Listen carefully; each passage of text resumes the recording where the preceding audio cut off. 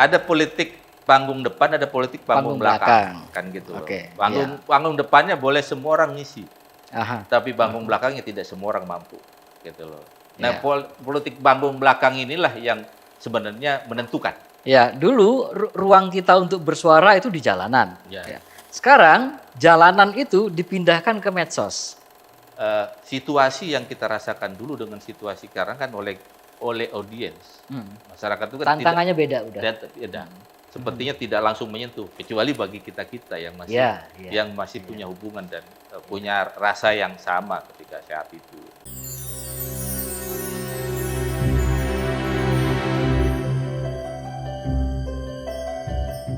Ya, kita masih di obrolan menolak lupa dan kita belajar dari sejarah bagaimana gerakan mahasiswa menegakkan nilai-nilai demokrasi untuk Indonesia yang lebih baik.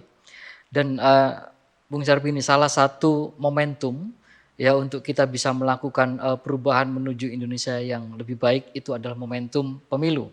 Karena pemilu itu adalah salah satu sarana untuk kita menunjuk atau memilih pemimpin kita, sehingga melalui orang yang kita mandatkan untuk memimpin kita itu melaksanakan amanat reformasi seperti yang dulu kita perjuangkan. Nah, di dalam konteks pemilu hari ini, ya kita tadi sudah sedikit bicara juga soal pemilu. Nah, kita lihat bagaimana kemudian institusi-institusi yang dulu misalnya penyelenggara pemilu itu belum independen dulu ya. Nah, sekarang kan sudah independen.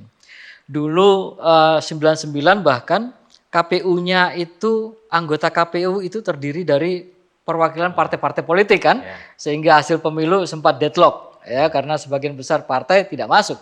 Nah, sekarang situasinya berbeda.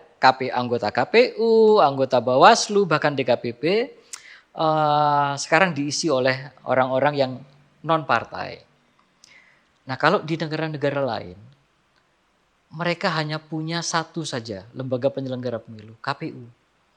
Mereka cuma punya KPU. Hanya sedikit saja negara yang punya lembaga semacam Bawaslu. Tetapi umumnya negara-negara di dunia itu cuma punya satu saja lembaga penyelenggara pemilu. Nah, di Indonesia kita butuh sampai 3. Ada KPU, ada Bawaslu, ada DKPP. Nah, itu dengan sendirinya menunjukkan bahwa jantung persoalan dari demokrasi elektoral kita itu adalah trust. Kita bikin KPU, kita nggak percaya sama KPU nih, kita bikin Bawaslu. Nah, dalam prosesnya kemudian kita nggak percaya KPU, kita nggak percaya Bawaslu, kita bikin DKPP. Kita nggak bisa bayangkan nanti. Kalau kita nggak percaya KPU, kita nggak percaya Bawaslu, kita nggak percaya DKPP, itu kita mau bikin apa lagi? Nah, salah satu lembaga yang pemutus akhir dari sengketa pemilu itu juga Mahkamah Konstitusi. Nah, sekarang ada penggerusan trust publik terhadap MK yang nanti akan memutus tuh final dan mengikat ya hasil pemilu. Ya, kalau kita tidak puas dengan hasil pemilu maka kita ke MK. Sedangkan trust publik terhadap MK sekarang ngedrop, turun gitu ya. Nah, kira-kira menurut bayangan Bung Sarbini, nanti pemilu kita itu bisa fair nggak ya? Bisa adil dan fair nggak? Di dalam situasi yang trust publik sudah agak down sekarang terhadap lembaga-lembaga penyelenggara ini. Sebenarnya harapan masyarakat itu di awal ya, di semua institusi yang lahir pasca reformasi itu bagus. Ya, di awal. Di awal. Di awal. KPK kan gitu. Ya. KPK dan kalam itu sangat-sangat berharap betul institusi itu. Ini harapan masyarakat. Ya, gitu. Sangat optimis sekali optimis. masyarakat. Ya. Tapi lagi-lagi kan terkecewakan, gitu loh. Akhirnya karena sudah berkali-kali dikecewakan, ya ini saya khawatir sengaja jadi hopeless juga. Ya, itu yang menjadi persoalan gitu loh. Ya, kalau bisa jadi demokrasi kita jadi setback kan dulu karena tadi itu. Sekarang institusi mana yang dipercaya oleh rakyat? KPK dulu paling top. Sekarang udah bermasalah. Betul. Kemarin mungkin ada kasus kayak KPK. Terus mana lagi? Kejaksaan, kepolisian, DPR. Itu punya banyak sekali masyarakat sudah distrust terhadap institusi-institusi kenegaraan kita. Nah, ini persoalan kita semua gitu loh. Makanya kalau menurut saya partai politik sebagai instrumen demokrasi yang akan membuat rangkap undang-undang, termasuk juga membangun konstitusi kan gitu loh kan. Ini harus juga fair gitu loh. Sehingga ruang terbuka ini ya bagaimana caranya memformatnya sehingga tadi distrust antara satu kita pemilu saja 3 bahkan 4 kan kita gitu. butuh 3 kamar Nah, untuk kan gitu. bikin Ini kan karena persoalan tadi. Tadi itu. Kalau menurut saya tadi itu sepertinya depan ya nggak ada bedanya. Dulu di zaman Orde Baru kan kita tiap 5 tahun pemilu. Tapi kan hasilnya kita udah tahu kan gitu loh. Betul. Karena apa namanya politik panggung belakangnya sudah bisa dipastikan. Nah, apakah kita akan kembali? Nah, ini kan partai-partai yang lahir pasca reformasi kan sudah menghayati betul, sudah tahu betul. Nah, ya saya nggak tahu. Ini takdir Indonesia menuju takdirnya. Apakah demokrasi kita pasca 2004 semakin baik atau akan mundur? Nah, itu kita belum tahu. Nah, ini evaluasi buat semua anak bangsa termasuk para partai politik. Ya karena ada yang mengkritik threshold. Kan gitu. Itu kan sebenarnya panggung belakang. Betul. Banyak orang mengkritisi, tapi kan tidak terjadi. Nah, sehingga ruangnya terbatas.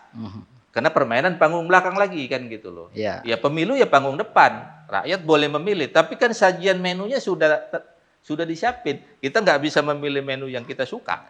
Sajiannya sama. Dulu pun kan gitu, sajiannya ya sama. Gitu loh. Suka nggak suka makan. Harus makan. Kita pemilu peserta pemilunya cuma 3 kan gitu dulu kan gitu kan gitu. Ya kita mau pilih. Partainya cuma 2, Golkar belum partai waktu itu. Nah, akhirnya kita banyak kan golput kan gitu karena tidak percaya. Nah, ini juga yang harus dihayati. Jadi kalau menurut saya ini koreksi buat semua. Koreksi buat semua kan gitu loh. Termasuk ya untuk para elit partai politik kan gitu dan instrumen dan para penggiat demokrasi bahwa ini persoalan bukan persoalan 1-2 lembaga saja tapi ini persoalan bangsa. Betul. Kalau ini tidak dikelirkan kan gitu loh. Jangan dikira, wah kita tidak bicara menang siapa besok yang menang.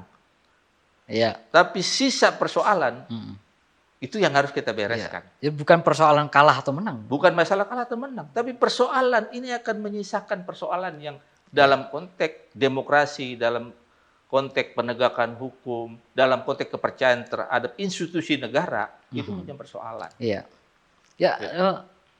Situasi yang Bung Sarbini tadi bilang bahwa ada distrust di mana-mana terhadap lembaga-lembaga negara, itu menggelisahkan saya dan tentu menggelisahkan kita semua ya. Jadi kita tidak bisa bayangkan bagaimana kemudian lembaga-lembaga negara, baik eksekutif, legislatif maupun yudikatif ya. Itu sudah tidak lagi dipercaya oleh publik. Itu saya tidak bisa membayangkan kengerian apa nanti yang akan potensi itu bisa terjadi. Nah, salah satu fungsi tersembunyi dari Mahkamah Konstitusi misalnya, kenapa dia yang harus menyelesaikan perselisihan hasil pemilu itu adalah fungsi sosiologis. Misalnya begini. Daripada Anda bakar-bakar ban di jalan, bakar-bakar gedung merusak fasilitas umum karena Anda tidak puas dengan hasil pemilu, ada cara yang lebih beradab, ke MK. Cara yang lebih damai kan, daripada Anda bakar-bakar demo nggak jelas, ke MK. Nah tetapi kalau lembaga yang fungsinya menyerap konflik itu kemudian tidak bisa dipercaya, nanti ya tentu ini kita tidak berharap bahwa situasi akan chaos ya akibat dari distrust itu ya. Nah, prediksi Bung Sarbini kita masih bisa damai dan adem ayem saja dengan pemilu ke depan atau gimana? Iya. Dalam situasi yang sekarang ya. Ada 2 kemungkinan. Satu, orang apatis, nggak peduli, gitu loh. Biasanya itu langkah berikutnya golput ya. Saking jengkelnya. Jadi kan ada orang dua kemungkinan, saking jengkelnya dia udah males, atau saking jengkelnya dia melawan. Ada 2 kemungkinan itu kan gitu. Nah ini yang harus, ketika apatis otomatis golput semakin banyak. Tapi ketika ngelawan, nah ini juga harus diantisipasi kan gitu loh. Anarkiskah atau ada ruang demokrasi yang baik? Ini gimana? Berarti kalau anarkis itu masalah lagi kan. Gitu. Nah ini yang harus dibangun instrumen ini. Ya contoh lah. Instrumen apa yang tidak melibatkan anggota DPR? Betul. Institusi apa? Pemilihan MK, DPR ada di dalam. DPR, ya. KPK, KPK, Panglima TNI, KPU, Polisi, Bawaslu, dan ya. segala macam. Semua ada di situ. Nah inilah yang harus kita sadari bersama-sama. Ya. Jadi instrumen demokrasinya salah satunya partai politik dan elit harus banyak hadir ini. Jangan sistem ini diacak-acak, dirubah menurut seleranya, yang kemudian hari ini akan berdampak pada substansi demokrasi yang kita harapkan, sebagaimana kita menghujat dulu demokrasi di era Orde Baru. Itu formalitas demokrasinya, tidak substansi. Nah kita ingin juga demokrasi ini, demokrasi memang di layar depan semuanya, di layar belakang. Kita kan tidak pernah tahu. Kita berharap kan layar depan memang itulah tampak muka yang sesungguhnya. Jangan bukan layar belakang. Nah inilah yang terjadi. Rakyat tidak pernah tahu layar belakangnya apa. Ini persoalan. Kita tidak punya akses untuk jadi kalau masalah demokrasi sebenarnya sesungguhnya kan semua layar di depan. Tidak ada yang ditutupi. Nah kita masih ada di layar belakang. Nah inilah yang membuat lama-lama rakyat apa nih kan gitu. Nah kejenuhan, kemarahan yang memuncak inilah ya menurut saya ada dua kemungkinan. Apatis atau melawan. Apatis sama sekali, udah diem aja atau melawan. Itu yang kemungkinan ya. Nah, ya situasi sekarang kayaknya kita seperti menyimpan kotoran di bawah karpet ya. Tidak terlihat tapi itu ada di bawah gitu kan. Nah kita lanjutkan di obrolan sesi berikutnya. Kita punya kepentingan bagaimana kepemimpinan itu sesuai dengan harapan kita dan membawa Indonesia ke depan jadi lebih baik kan gitu loh. Ini yang harus disadari oleh semua komponen bangsa. Bukan hanya persoalan hajatan 5 tahunan dan kita jadi panitia. Kalau selama masih ada orang baik jadi jahat, berarti sistemnya punya masalah. Dan itu harus dihentikan. Kenapa? Karena akan mengganggu kehidupan kita. Dan kehidupan anak cucu kita.